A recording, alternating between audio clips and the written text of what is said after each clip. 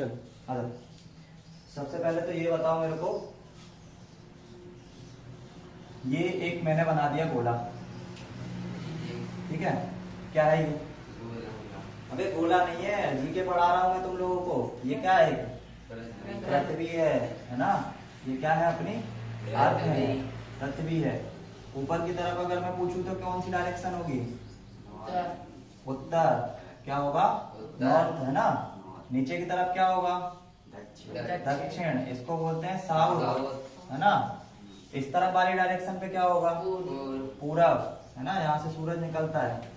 और इस तरफ वाली डायरेक्शन पे क्या होगा? पश्चिम होगा, ठीक है? भारत जो हमारा एशिया महाद्वीप है उसकी जो लोकेशन है मैप वाइज, वो कहाँ पे है? इस पोजीशन पे, है ना? यहाँ पे। तो इस पोजीशन को हम लोग क्या पढ़ेंगे?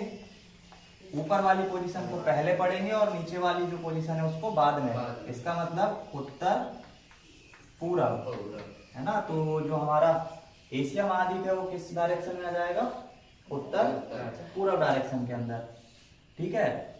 अर्थ के अंदर मिलते हैं हमको क्या?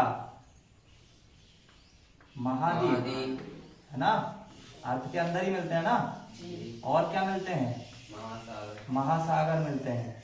इन महाद्वीप के अंदर हम लोगों को क्या मिलते हैं? देश मिलते हैं, है ना? महाद्वीपों के अंदर क्या मिलते हैं? देश मिलते हैं। फिर देश के अंदर क्या मिलते हैं? राज्य मिलते हैं। फिर राज्य के अंदर क्या मिलते हैं? शहर मिलते हैं। शहर के अंदर क्या मिलते हैं?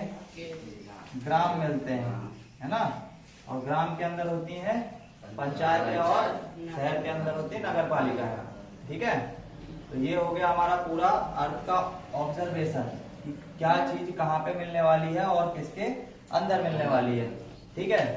उसके बाद आ जाओ, हम लोग कहाँ पे आ गए थे? हम लोग पहली बात तो ये कि पूरे अर्थ पर महाद्वीप हैं और इन महाद्वीप पर देश हैं, और पूरे देशों में जो जनसंख्या बताई थी वो कितनी बताई थी? ठीक है, हम लोग मोटा मोटी कितनी 196 कंट्री मान के चलते हैं, ठीक है? कि 196 कंट्री है पूरे वर्ल्ड के अंदर। तो उन 196 कंट्री की जो पॉपुलेशन है वो कितनी होगी?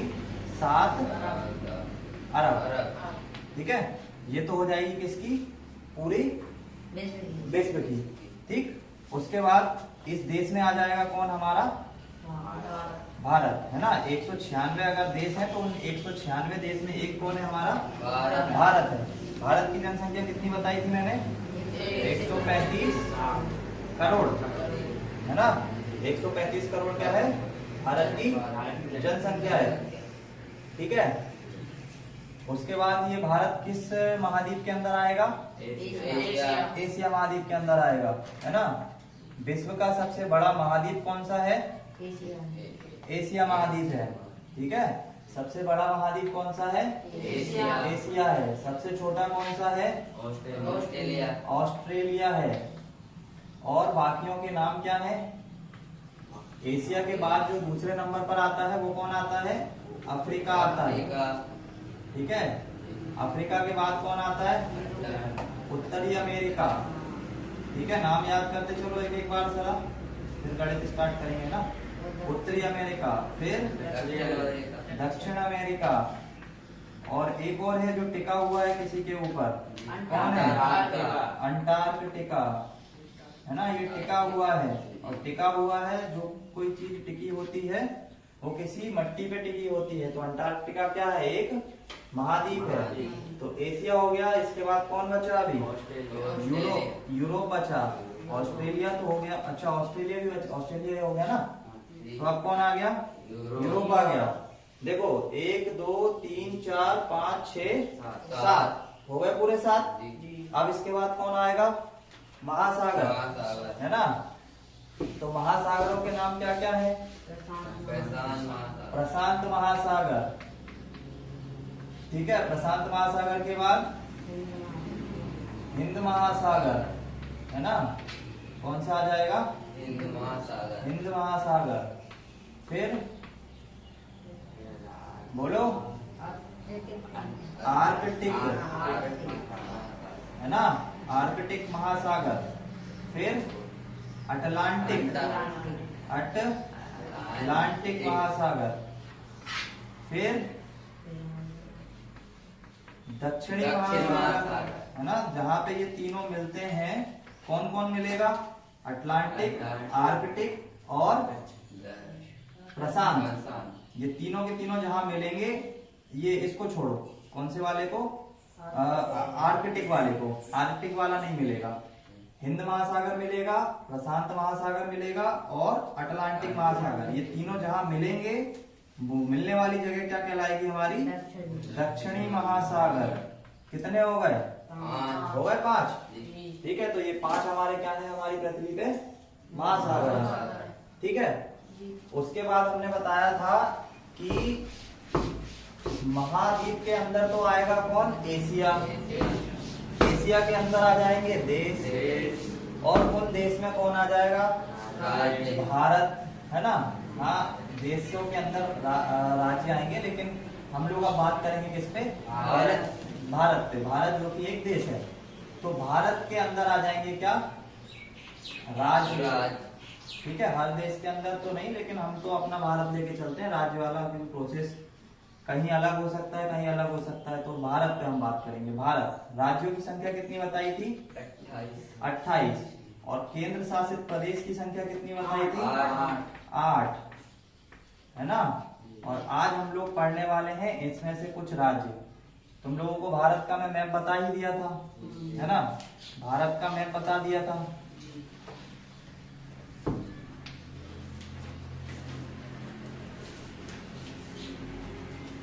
ठीक, तो भारत के मैप में ये है हमारा भारत का मैप। और इस भारत के मैप में मैं तुम लोगों को, देखो, अगर इस भारत के मैप को 4 दिशाओं में बांटना है, तो एक लाइन इधर खींचो और एक लाइन इधर खींचो। ऊपर वाली जो लाइन है ये किसको दर्शाएगी? ये दर्शाएगी नॉर्थ को। जैसे पूरे पृथ्वी पर हम लोग उसको बांटते हैं, ऐसे ही हम लोग भारत के मैप को भी बांट सकते हैं, है ना। जैसे यहाँ साउथ होता है, यहाँ नॉर्थ होता है, यहाँ ईस्ट होता है, यहाँ वेस्ट। तो ऐसे ही यहाँ पे भी नॉर्थ, यहाँ पे साउथ, यहाँ पे ईस्ट और यहाँ पे वेस्ट। तो अब सूरज कहाँ से निकलेगा? पूरब, ईस्ट से, है ना, पूरब से, और जाएगा किधर? पश्चिम। ठीक है, अब स्टेट वाइज में तुम लोगों को बताऊंगा। तो स्टेट वाइज में क्या करूंगा कि ये जो 28 स्टेट है हमारी, ये स्टेट्स को मैं तुम लोगों को 1 बाय 1 ऊपर से बताना स्टार्ट करूंगा। ठीक है, यहाँ पे मैं इसका मैप नहीं बनाऊंगा, मतलब ऐसे एरिया नहीं डिसाइड कर रहा हूँ। यहाँ पे मैं ऐसे बिंदु से दर्शाता चलूंगा कि कौन सी जगह कहाँ पे है। ठीक है, क्योंकि हम लोगों को स्टेट दर्शाना है, तो उनकी सीमाएं तो तुम लोग देख लेना मैप के अंदर। यहाँ मैं बनाऊंगा तो कम पड़ जाएगी। ठीक है, तो सबसे पहले देखो 28 स्टेट के बारे में बताना है। यहाँ पे ऊपर की तरफ हमारे पास जो राज्य आता है, मतलब जो पहले नंबर पे जम्मू कश्मीर, जैसे ऊपर की तरफ जम्मू कश्मीर है, तो जम्मू कश्मीर को हम लोग काय में काउंट करते हैं? केंद्र शासित प्रदेश में काउंट करते हैं। इसलिए ऊपर जो जम्मू कश्मीर और जो लद्दाख है उसको मैं छोड़ रहा हूँ। उसके बाद यहाँ पे तीसरे नंबर पर हम लोग लेंगे किसको? हिमाचल प्रदेश को। ठीक है, आज मैं 5 दूंगा, 5 के बाद कल टोटल पूरी 10 दूंगा। ठीक है, तो ऊपर की तरफ जो है यहाँ पे जम्मू कश्मीर है, उसके बाद लद्दाख है, और उसके बाद उसके जस्ट नीचे कौन है? जस्ट नीचे है हिमाचल प्रदेश।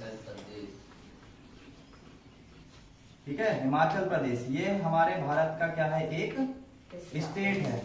ये यूनियन टेरिटरी जो है, केंद्र शासित प्रदेश, ये मैं बाद में बताऊंगा। सबसे पहले हम लोग किस पर बात करेंगे? स्टेट पर बात करेंगे।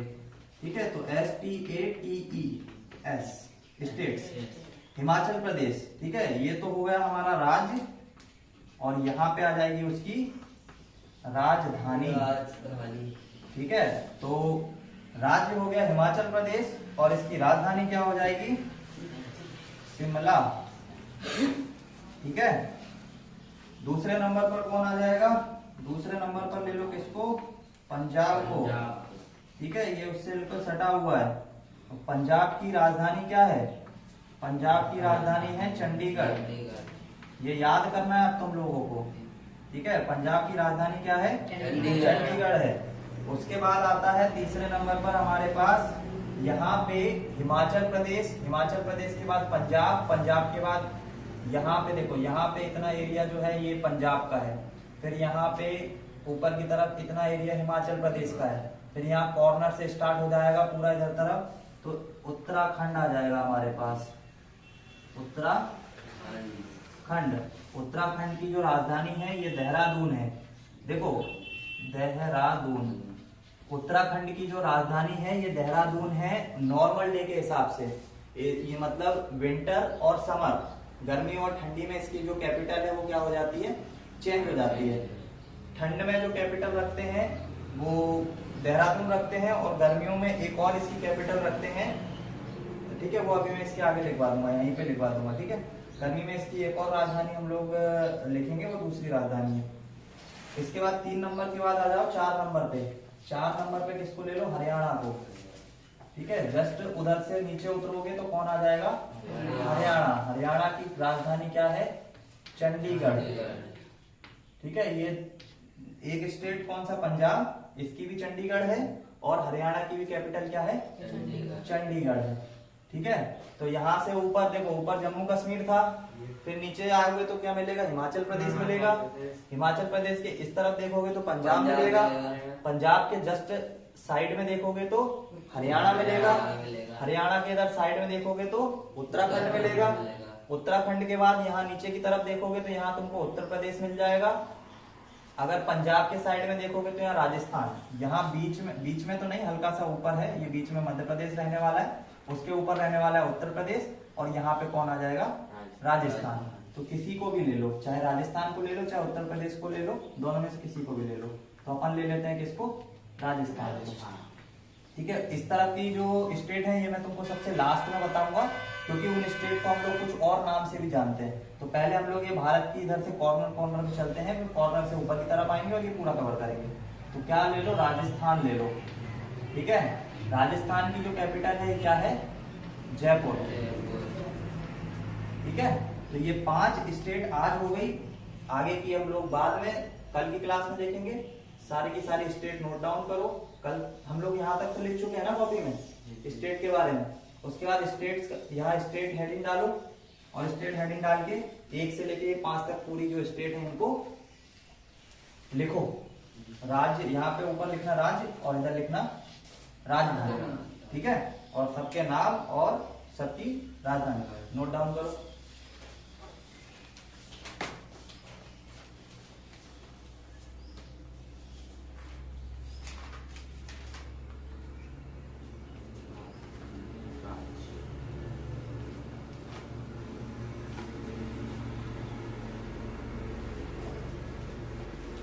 जल्दी जल्दी नोट डाउन करो, जल्दी जल्दी।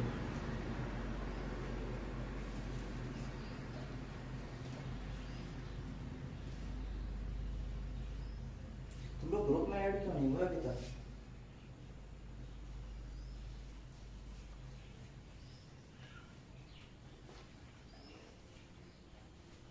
ना ग्रुप में ऐड हुआ हो, ना कॉपी बनाई है अभी तुम लोगों ने। कब लिखोगे फिर इसको? अभी सामाजिक विज्ञान पुस्तक कौन खोल के बैठा हुआ था?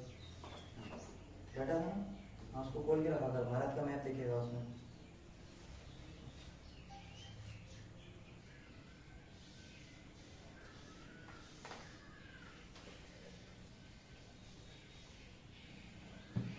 ठीक है, तो यहाँ पे क्या करना है कि देहरादून को यहाँ पे लिख लेना।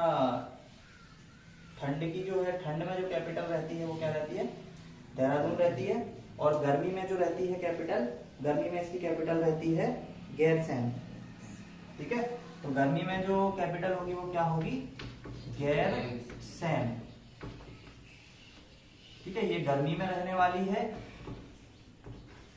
और ये वाली जो है ये कब रहेगी, ये ठंडी में रहेगी, ठीक है। तो ठंडी में इसकी कैपिटल देहरादून रहती है, और गर्मियों में इसकी जो कैपिटल है वो गैरसैंण रहती है, ठीक है। ऐसी हमारे पास 2 स्टेट हैं, एक स्टेट है और एक यूनियन टेरिटरी है।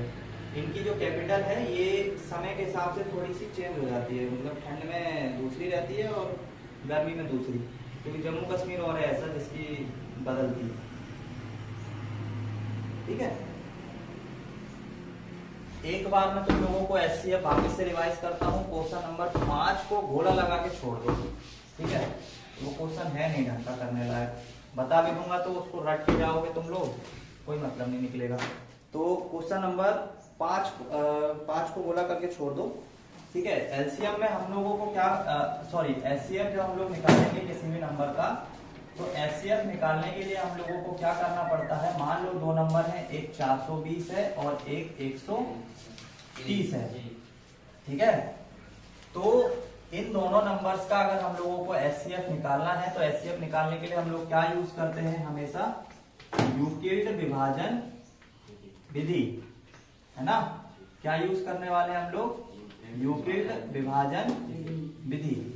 इस विधि में क्या करना होता है कि जो बड़ा नंबर है, इस विधि के कहने का मतलब है कि एक नंबर होगा a जो कि बड़ा होगा किससे, b से, तो a जो है ये हमेशा b का कोई मल्टीपल होगा, b का कोई एक मल्टीपल होगा और उसमें शेषफल r जोड़ने पर वो नंबर आ जाएगा। मतलब कि 420 जो है सबसे बड़ा नंबर है इन दोनों के अंदर, तो 420 जो है ये क्या है, बड़ा है किससे, 130 से। तो 420 को यहाँ पे रखो, 130 को यहाँ पे रखो। अब 130 का कोई ऐसा नंबर, इसका 130 में किसी ऐसे नंबर से गुणा करो कि वो नंबर हमेशा या तो 420 के बराबर हो या उससे छोटा हो। तो 130 का पहाड़ा कितनी बार पढ़ोगे कि 420 से ज्यादा ना जाए, है ना। तो 3 बार पढ़ लो, 13 दूनी 26, 13 तिया 39, तो ये आएगा कितना, 390।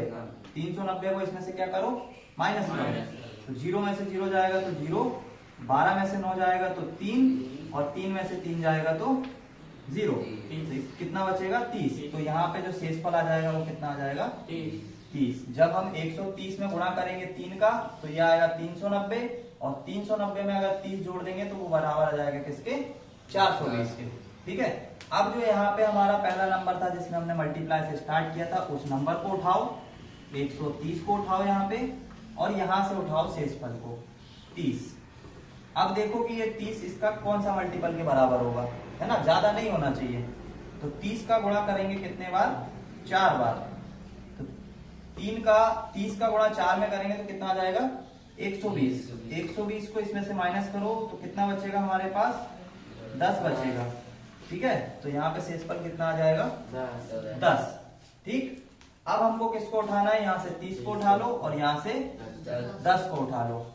तो ये उठाया 30 को और यहाँ से आ जाएगा 10, 10 का कौन सा गुणा करेंगे तो 30 आ जाएगा, 3, और शेषफल कितना बच जाएगा, 0। जैसे ही शेषफल 0 आ गया, इसका जो आखिरी नंबर जो हमने उठाया था शेषफल वाला, वही इन दोनों का क्या आ जाएगा, एचसीएफ आ जाएगा। आ गया समझ में क्वेश्चन कैसे एचसीएफ निकालना है, ठीक है। तो ये तो हमारा नॉर्मल प्रोसेस हो गया, किसी भी नंबर, किन्हीं भी दो दिए हुए नंबर के लिए अगर एचसीएफ निकालना है तो ऐसे करके निकालेंगे, ठीक है। उसके बाद तुम लोगों को वो तो पूरा बता ही दिया हूं मैं, है ना, कि विषम संख्याएं कौन कौन सी हैं, सम संख्याएं कौन कौन सी हैं, और विषम संख्या और सम संख्याएं जो है ये हमेशा एक समीकरण को फॉलो करेगी, है ना। जो सम संख्या है ये एक समीकरण को फॉलो करती है, कौन सा वाला समीकरण, जो समीकरण 2n के रूप में होगा, है ना। और जो विषम संख्याएं हैं ये एक समीकरण को फॉलो करती हैं, वो विषम समीकरण कौन सा होगा, 2n+1, ठीक है।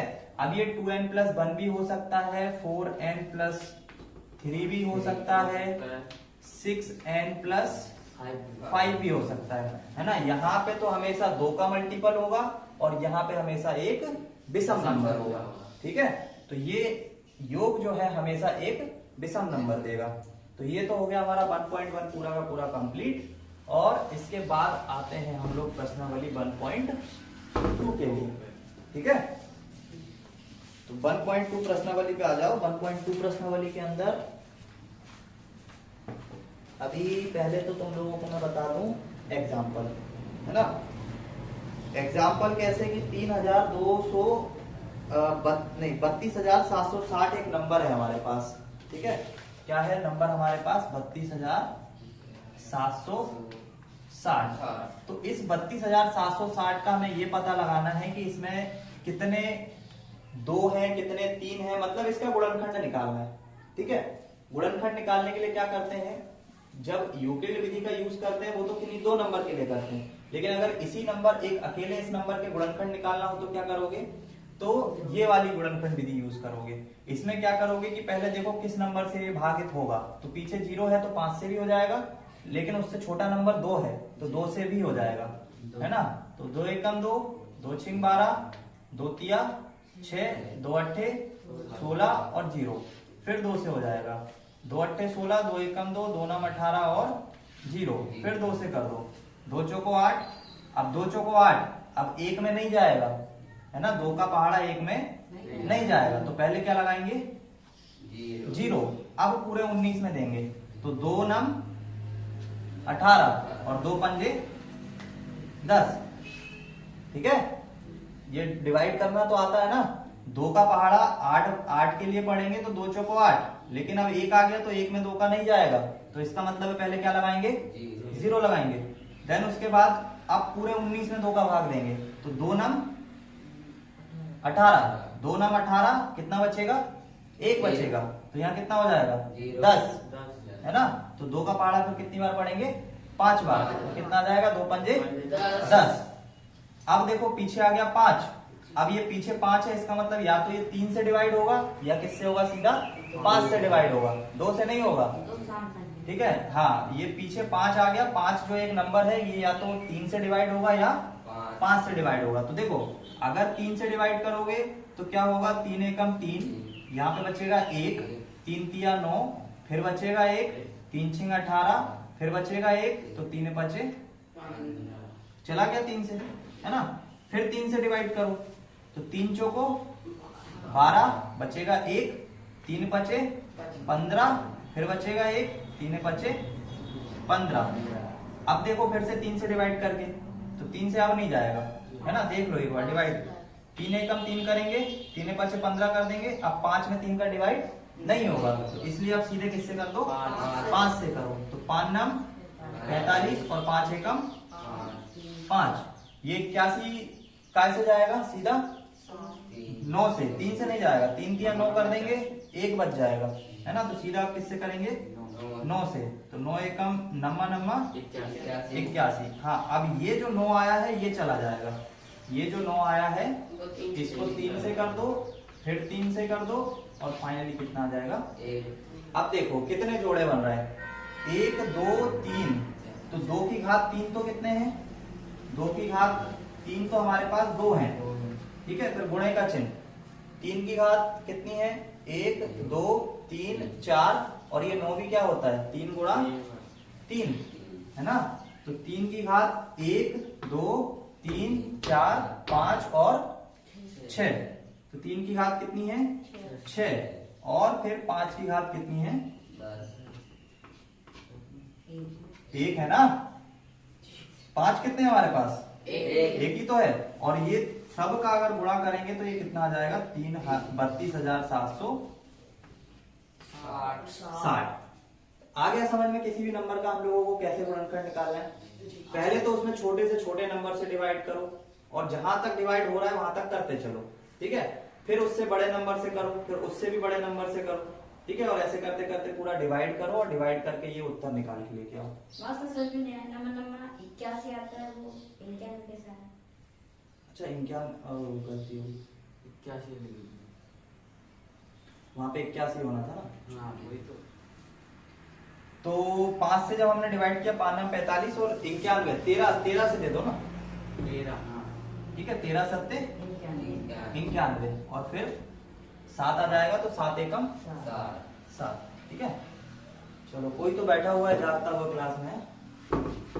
तो 3 की घात कितनी है हमारे पास टोटल 2 की घात कितनी है टोटल 3, और उसके बाद किसका है 5 की घात है, और 13 और 17, तो 5 की घात है, फिर 13 की घात 1 है, और फिर 7 है, और ये पूरा मल्टीपल किसके बराबर है 32,760 के बराबर, ठीक है। अब ठीक है, ठीक। तो किसी भी नंबर का गुणनखंड कैसे निकालना है, निकाल लोगे, निकाल लो जल्दी से, कॉपी में नोट डाउन कर लो।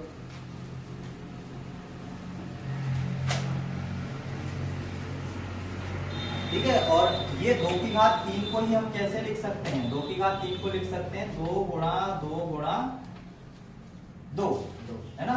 तो 2 दूनी 4 और 4 दूनी 8।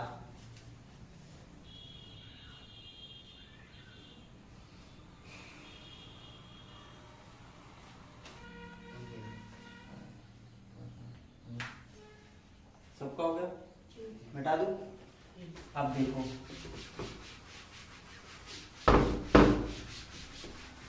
बत्तीस 760। अब मुझे ये बताओ कि इसमें इकाई का अंक कौन सा है, दहाई का अंक कौन सा है, सैकड़े का कौन सा है और हजार का कौन सा है?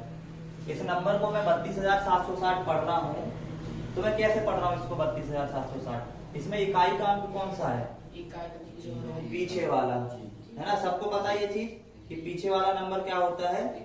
इकाई का अंक। तो अगर मैं बोलूं तो ये वाला जो नंबर है ये होता है इकाई का अंक, फिर ये वाला जो दूसरा है ये दहाई का अंक होता है, फिर ये वाला नंबर सैकड़ा होता है,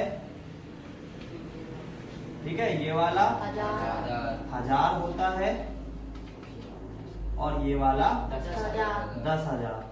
ठीक है, इसके आगे भी अभी बढ़ सकते हैं, नो डाउट कि इसके बाद हमारे पास 10,000 के बाद लाख पे पहुंच जाएगी गाड़ी, और उसके बाद फिर 10 लाख, करोड़, 10 करोड़। ठीक है, इंग्लिश में हम लोग यहाँ पे वंस बोलते हैं, ठीक है? यहाँ पे जो है टेंस बोलते हैं, यहाँ वाले को 1000 बोलते हैं,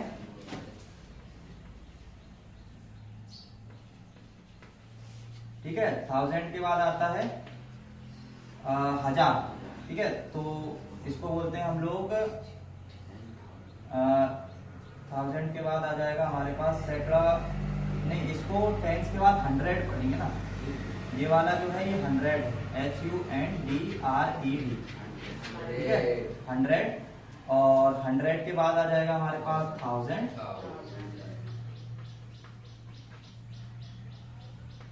और 1000 के बाद आ जाएगा 10,000। ठीक है, तो किसी को नोट डाउन करना है क्या? ये तो किसी को नोट डाउन करना है क्या? है? पता है सबको कि लास्ट वाला नंबर इकाई होता है, दहाई दूसरा होता है, तीसरा सैकड़ा, चौथा हजार, पांचवा 10,000। ठीक है, इंग्लिश में नाम होंगे वंस, टेंस, 100, 1000 एंड 10,000। ठीक है, तो ये चीज हो गई। अब कर रहा है नोट? नहीं कर रहा ना? चलो, कोई नहीं, किसी को नोट करना हो वीडियो पे जाना और देख के नोट कर लेना। ठीक है, ये हो गई। अब एग्जाम्पल नंबर 4 ये बोल रहा है कि चेक करके बताओ 4 की घात n में अगर हम n का मान कुछ भी रखें, 0, 1, 2, 3 डैश डैश डैश कुछ भी रखें, तो क्या इसमें इकाई का अंक 0 आने की संभावना है? ठीक है, 4 की घात n में n का मान हम कुछ भी रखें तो क्या इसमें 0 आने की संभावना है या नहीं है? है ना? दहाई इकाई का अंक 0 आने की संभावना है कि नहीं है? अब मेरे कहने का मतलब है कि 4 की घात मान लो n की मान हमने 0 रख ली, तो 4 की घात 0 मतलब आ जाएगा 1। किसी भी नंबर की घात अगर 0 है तो सीधा वो नंबर क्या बन जाएगा? ठीक है, किसी भी नंबर की घात, किसी भी नंबर की, चाहे वो अल्फाबेट ही क्यों ना हो, चाहे वो कोई सा नंबर ही क्यों ना हो, अगर उसकी पावर 0 है तो उसका आंसर हमेशा क्या होगा? 1 होने वाला है। ठीक है, अब अगर मैं बोलूं कि ये 1 में इकाई का अंक 0 आ रहा है क्या? आ रहा है क्या? हाँ, इकाई का अंक 0 बोला ना मैं, इकाई का अंक 0 आ रहा है? नहीं आ रहा ना? इकाई का अंक 0 नहीं आ रहा मतलब अभी हमारी बात सत्य नहीं हुई है। इसने बोला है कि जांच करके बताओ 4 की घात n में n का मान कुछ भी रखने पर, 0, 1, 2, 3, 4, 5 कुछ भी रखने पर क्या इकाई का अंक 0 आ रहा है क्या? तो हम चेक कर रहे हैं। 4 की घात हम 1 रख के देखते हैं, 4 की घात 1 कितना आएगा? 4 आएगा। 4 की घात हमने 2 रखा तो ये हो जाएगा 4 गुणा 4 बराबर 16। 4 की घात हमने 3 रखा तो ये हो जाएगा 4 गुणा 4 गुणा 4, 4 चौको 16 और 16 चौके 64। ठीक है, तो देखो किसी भी अभी तक जितने नंबर हम लोगों ने n का मान रख के देखे हैं उनमें हमारे पास इकाई का अंक कहीं 0 आ रहा है क्या? नहीं आ रहा। इकाई का अंक 0 होने के लिए शर्त है कि या तो वो नंबर ही खुद या तो 0 के साथ हो जिसकी घात n लगी हो, है ना। 0 आने के लिए अगर कोई नंबर का इकाई का अंक 0 लाना है तो या तो दिए गए नंबर में ही एक 0 हो, है ना, या दिया गया नंबर 2 गुणा 5 का मल्टीपल हो। ठीक है, ये शर्त है। अगर किसी नंबर का इकाई अंक 0 लेकर आना है तो या तो वो नंबर खुद ही एक 0 रखता हो, फिर उसकी n की पावर तुम कुछ भी लगाते चलो, ठीक है, वो एक 0 वाला नंबर कभी ना कभी तुमको दे देगा।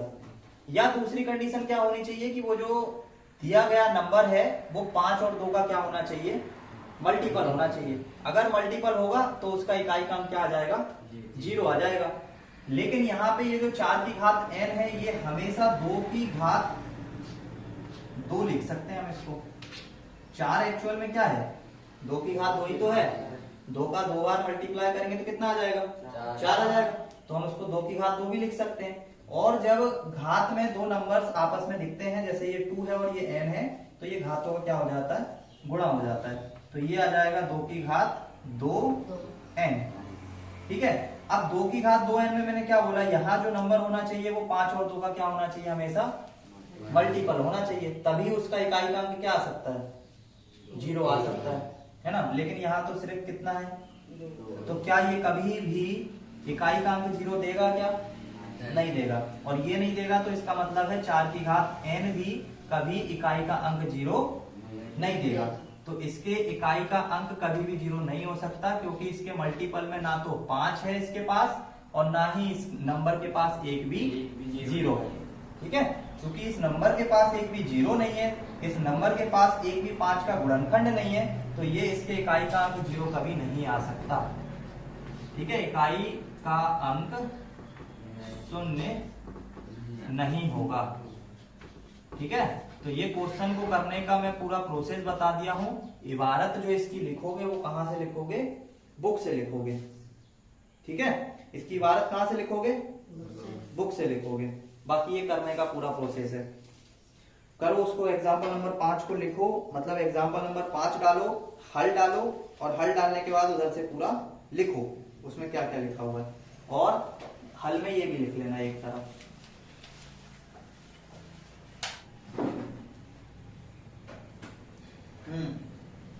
तेरे को हिंदी का काम दिया था, पढ़ा तूने? है? तो क्या पिटेगा मेरे हाथ से? हैं? पिटाई लगाऊं तेरी? तब पढ़ेगा। कितने बजे सोता? तू भी 10 बजे सोता कि 8 बजे सो जाता है? हैं? कितने बजे सोता है? 12 बजे। क्या करता फिर वो 12 बजे तक? तू 2 घंटे पढ़ नहीं सकता है?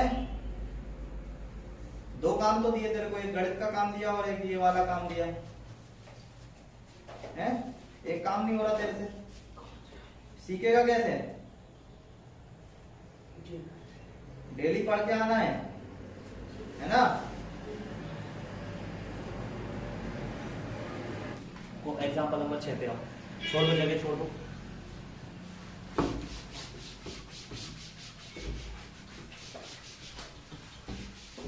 जगह छोड़ो, उसको घर जाके लिखना आराम से, कोई दिक्कत नहीं है ना। और ये इसने कॉपी में नोट कर लिया है, किसी को चाहिए हो तो ये पूरा का पूरा देख लेना या वीडियो पे देख लेना जाके, है ना। तो घर जाके इसको नोट डाउन कर लेना। उसके बाद देखो क्वेश्चन जो आने वाले हैं, अब क्वेश्चन नंबर एग्जाम्पल नंबर में तुम लोगों को बता रहा हूँ, ये एग्जाम्पल नंबर 5 था ना, एग्जाम्पल नंबर 6 बता रहा हूँ। एग्जाम्पल नंबर 6 के अंदर ये बोल रहा है कि हमारे पास 2 नंबर हैं, एक नंबर है 6 और एक नंबर है 20। 6 और 20 का क्या निकाल के दिखाओ? एलसीएम और एचसीएफ, है ना। तो एचसीएफ निकाल के दिखाओ और क्या दिखाओ? एलसीएम निकाल के दिखाओ। तो देखो एचसीएफ का मतलब क्या होता है? इसके गुणनखंड और इसके गुणनखंड में सबसे छोटा कॉमन नंबर, ठीक है, इसके गुणनखंड और इसके गुणनखंड में सबसे छोटा कॉमन नंबर। नाम इसका हाईएस्ट कॉमन फैक्टर होता है। हाईएस्ट का मतलब क्या? सबसे ऊंचा। नाम हाईएस्ट है लेकिन नंबर कैसा लेता है? छोटा। सबसे छोटा कॉमन नंबर ये लेके चलता है और नाम क्या रखता है? हाई। ये लीस्ट नंबर रखता है, लीस्ट कॉमन फैक्टर। मतलब नाम इसका लीस्ट है, लीस्ट का मतलब होता है छोटा, लेकिन लेता क्या है? सबसे बड़ा नंबर, है ना। जिस कॉमन नंबर की घात सबसे बड़ी होगी दोनों गुणनखंड में, वो नंबर ये लेता है ना। और जो बचे वाले नंबर हैं वो भी साथ में लपेट लेता है, ठीक है। तो नाम इनके उल्टे हैं और काम भी इनका उल्टा है। अब देखो गुणनखंड कैसे निकालना है। गुणनखंड एचसीएफ के लिए तो तुम लोगों को यूक्लिड विधि पता है, बड़े नंबर को यहाँ रखो, छोटे को आगे रखो और चलते चलो। लेकिन अब यहाँ पे क्या आ गया? एलसीएम भी आ गया। तो एलसीएम और एचसीएफ जब दोनों एक ही क्वेश्चन में पूछे जाए तो क्या करना है कि पहले 6 का गुणनखंड निकालो। 6 का गुणनखंड कैसे निकालोगे? 2 तिया 6 और 3 एकम, ठीक है। तो ये 2 गुणा 3 किसका आ गया? 6 का आ गया। अब किसका निकालोगे? 20 का निकालो। तो 2 से 10, 2 से 5 और 5 एकम। तो फाइनली ये देखो 6 के जो गुणनखंड आ गए वो कितने आ गए? 2 गुणा 3। और 20 के जो गुणनखंड आ गए वो क्या क्या आ गए? 2 गुणा 5। अब एचसीएफ के लिए क्या करना है? एचसीएफ के लिए इन दोनों में एक ऐसा कॉमन नंबर जिसकी घात सबसे कम हो। तो ऐसा कॉमन नंबर क्या दिख रहा है? क्या 3 कॉमन है क्या दोनों में? नहीं है ना। सिर्फ कौन है? 2 है। और 2 की घात सबसे छोटी किस वाले में है?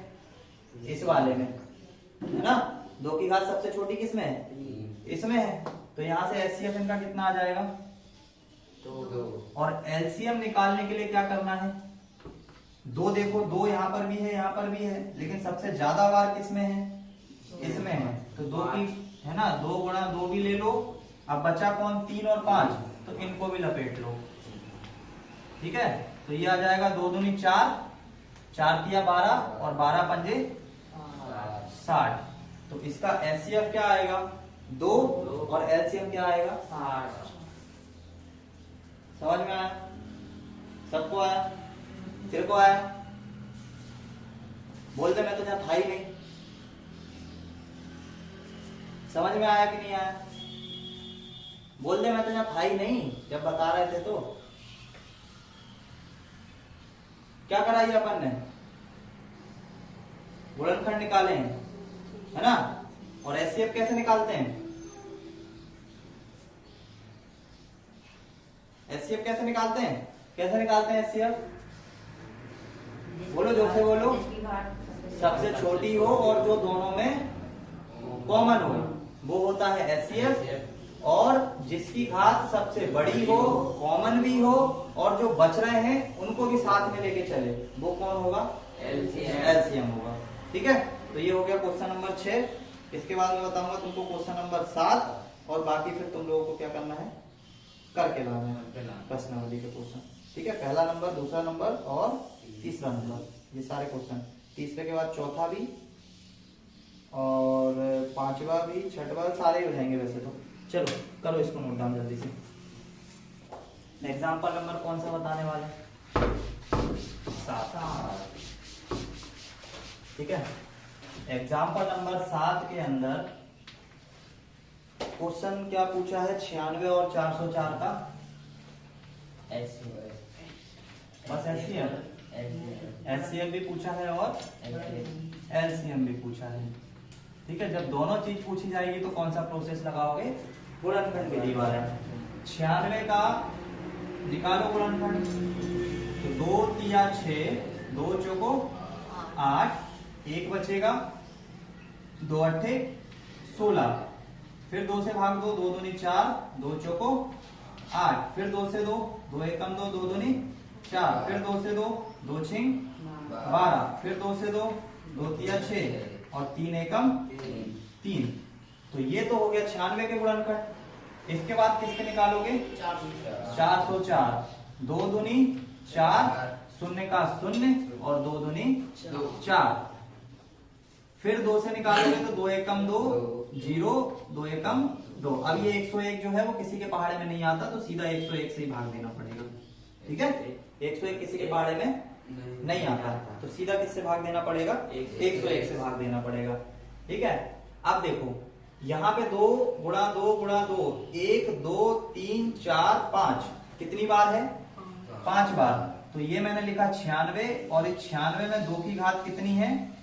5, और फिर गुणे में कौन है? 3। ठीक है, 404 में 2 की घात कितनी है? 2, और गुणा उसके साथ कितना है? 100। अब HCF के लिए क्या करना होता है?